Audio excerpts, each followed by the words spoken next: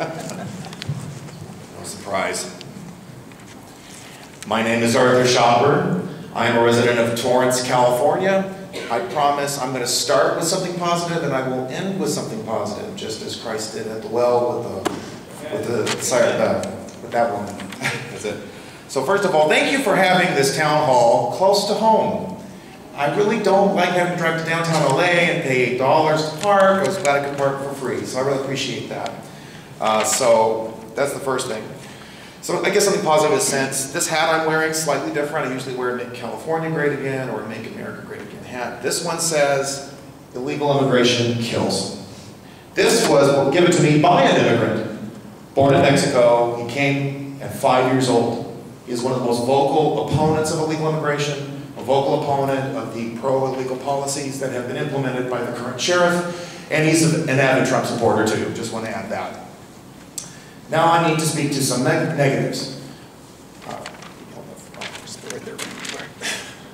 So, first of all, on this shirt I have Ron DeSilva.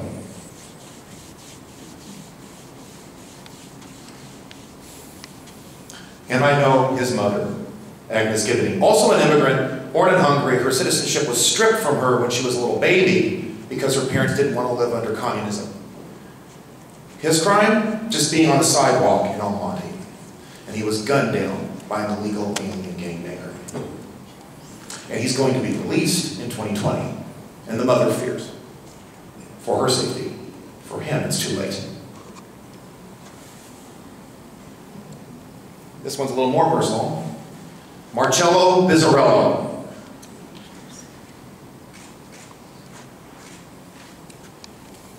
November 2015. He was at a boarding house in Santa Ana, a sanctuary jurisdiction, and he was killed by a drunk driving illegal alien.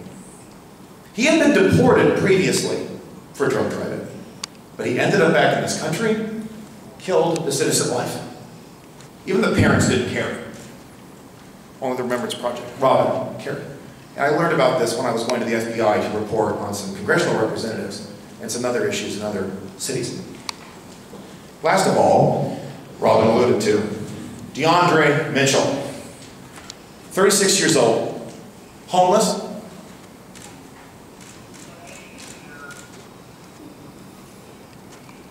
An illegal alien transient, Johnny Sanchez, set fire to an abandoned warehouse in Los Angeles, in the Westlake area. There were 4 visitors from Iowa, 2 foster parents going to a foster son and his girlfriend. Sanchez set the building on fire in retaliation against another transient. 5 lives were murdered that day, including this one. He was not afraid. He was not afraid to rush into that fire to save 4 other lives. He didn't care about skin color. He didn't care about what would happen to him. He went in there and tried to save those lives. All 5 were murdered. And it's a greater travesty because our delegation, congressional and Senate-wise, did nothing, said nothing. Iowa U.S. Senator Chuck Grassley was the only one to demand an investigation to what happened, why was Sanchez allowed to be in this country.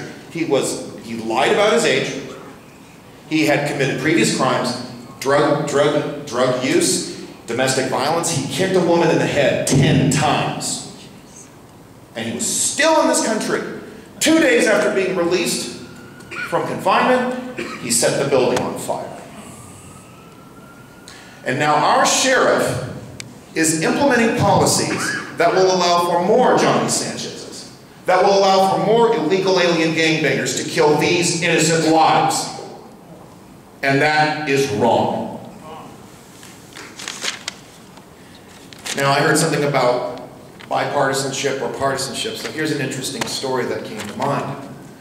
Jan Ting, son of immigrants from Delaware, ran for U.S. Senate in 2010.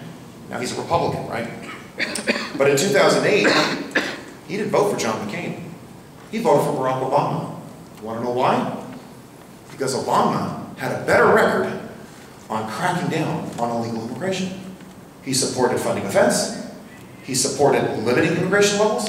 In fact, more Democrats voted against the 2006 immigration bill. But that bipartisanship disappeared. And I say to you, it's because we see two forces. We see corporate interests and racial interests, which are more interested in a limited agenda rather than what is best for everybody. And I'm sad to say that I see the current sheriff implementing these policies. Robert Bonner, to the best of my knowledge, was the only commissioner so far to raise alarm at the number of misdemeanor crimes removed from the list. This is just unthinkable. You're going to see more criminals, illegal alien criminals, coming to LA County. They'll get away with whatever crimes. They know that the release rate will be a lot sooner than imposed. And that's just ridiculous. It's not fair to the immigrants who came legally. It's not fair to the citizens. It's not fair to the mothers and fathers whose children are gone. Amen. And there are too many of these lives being taken. Public safety is what it's about, right? I'm not even talking about the DACA issues. I'm not talking about other illegals, and I have strong views on that. I do. But public safety should not be a partisan issue, and it's turned into one. And I was offended when the sheriff suggested that every person who comes in illegally, I want hung from their thumbs. No, I don't. I want our immigration laws enforced. I want law enforcement to work with all of their brothers and sisters. I was in Hermosa Beach, and they had to relate to me that they have to release five illegals who had committed crimes because of SB 54. And I wish that this commission would take a stand and demand enforcement of our immigration laws and to push back against Senate Bill 54. That has created a lot of these problems. And then the sheriff added to that by removing more of the potential misdemeanors that would get people deported. And a lot of it, to me, those misdemeanors, when I looked at the list, it's like it protects gangbangers. It protects organized crime, like bribing an elected official. It's extremely disturbing. And this commission has the authority and the power to push against this. I mean, our sheriff is allowing domestic violence abusers back into the sheriff's department. I mean, come on, where does it stop? We're supposed to be protecting citizens, not illegals, not criminals. And by the way, I do not cast aspersions on the entire sheriff's department. I know the vast majority of them put their lives on the line, are respectful, law-abiding, as well as law-enforcing individuals. So, I said I was going to start with something positive. I will end with something positive. There's one good thing right now that the sheriff is doing, and that is that he does post the release dates for every incarcerated individual. Now, I know that Supervisor Barger requested that for the sake of domestic violence victims, but it serves another purpose, in that it does allow ICE to pick up illegal alien criminals. I don't care if it's misdemeanor or felony. And I want to end with this. I came here, I had these 3 lives presented to you. There are thousands more. And the list isn't long enough. Everybody knows about Kate Steinle, Ruben Morphine, a 13-year-old boy, executed by an illegal alien. I talked to U.S. Senator Ted Cruz about that 2 days ago. He was here in California. So there's evil on both sides of the aisle on this.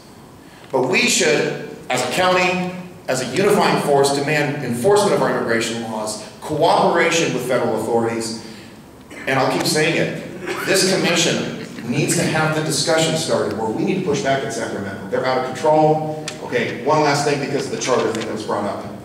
Carson became a charter city. That's excellent. It really is.